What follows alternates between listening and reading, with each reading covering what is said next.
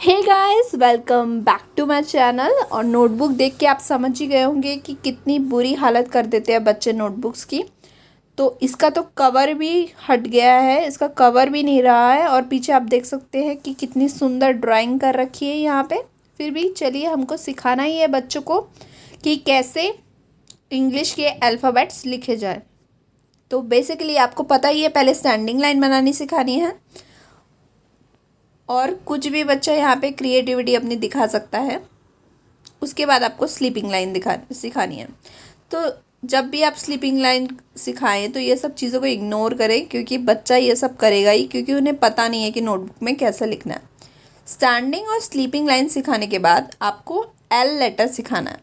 Initially बच्चा एक dot पे नहीं लिख पाता, इसलिए आपको एटलीस्ट 3 डॉट्स देने ही देने हैं स्टार्टिंग में।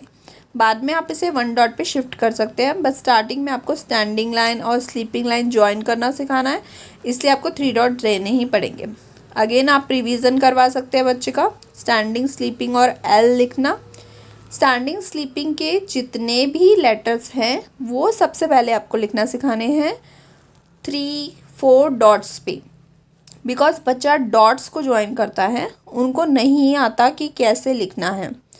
तो आप पहली बात ये कि ये जो भी स्क्रिबल वगैरह बच्चा करता है उसको करने दीजिए, क्योंकि वो करेगा ही, उन्हें नहीं आता ये सब करना। और सेकंड थिंग कि बच्चा स्टार्टिंग की एज में बहुत ही कम लिखता है, वो 4-5 वर्ड लिख के बोर हो जाएगा, ऐसे नोटबुक फाड़ देगा और उसके बाद वो 1 लाइन लिखेगा, 2 लाइन लिखेगा। अब मेरी बेटी 2 पेजेस रोज के कर लेती है, बट इनिशियली वो नहीं कर पाती थी। तो ये लेटर आई, एच, ये जो भी स्टैंडिंग और स्लीपिंग से बनने वाले हैं उसको आपको लिख के बताना है बच्चे को। और आफ्टर दैट आपको उसको प्रैक्टिस करवानी है डॉट्स पे। तो ये पूरे स्टैंडिंग स्लीपिंग के वर्ड्स आपको कराने हो जाने चाहिए। उसके बाद ये कंप्लीट कराने के बाद आपको लेटर ए सिखाना है बच्चे को, स्लैंटिंग लाइन के जो भी वर्ड्स हैं।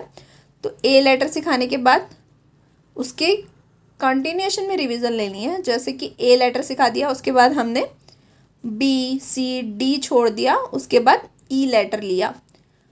तो ई हमने ऑलरेडी करा रखा है, तो उसकी एक एक पेज देना है ई और एफ का, और वैसे ही एच और आई का भी, क्योंकि हमने उसको पहले ही ये सब कुछ करवा दिया है। उसके बाद हमने लेटर के सिखाना है।